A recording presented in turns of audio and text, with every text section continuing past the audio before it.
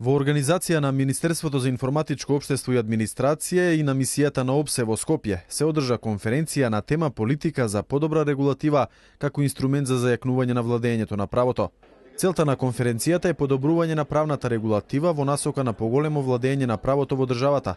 Амбасадорот на ОПСЕ Ралф Брет истакна дека унапредувањето на законодавството е континуиран процес кој што е особено важен за европската интеграција на државата.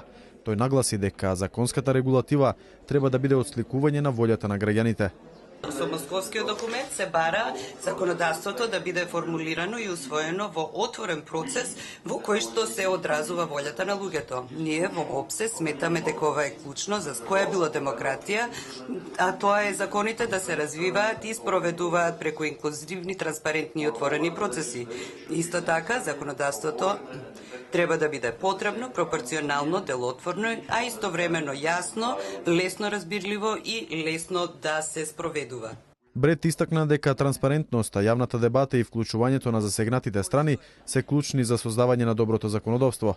Заменик министерот за информатичко општество и администрација Марта Арсовска-Томовска при отварањето на конференцијата истакна дека доброто законодавство ја подобрува бизнис климата и животниот стандард на граѓаните, кој што воедно представува цел на владата.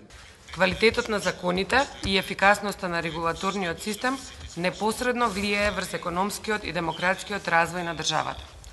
Солидно законодавство придонесува за подобрување на бизнис климата, конкурентноста, инвестициите и креирањето на нови работни места. Согласно ова, ние мора да се осигуриме дека македонските закони и регулативи се соодветно подготвени, правилно спроведени и целосно одговараат на потребите на граѓаните и бизнисите. Владата на Република Македонија е цврсто посветена на постигнување на подобра законска регулатива.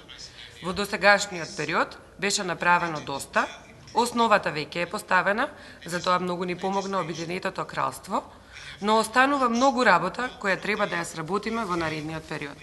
Таа додаде дека од клучно значење е функционирањето на законодавството и скратувањето и поедноставувањето на процедурите во институциите.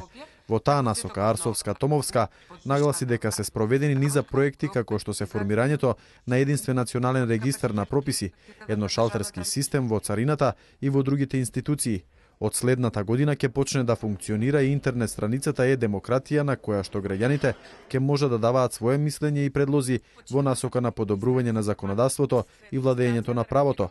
Македонското законодавство во голема мера е хармонизирано со европското и поради тоа од година во година се помалку закони од европската агенда се донесуваат во законодавниот дом.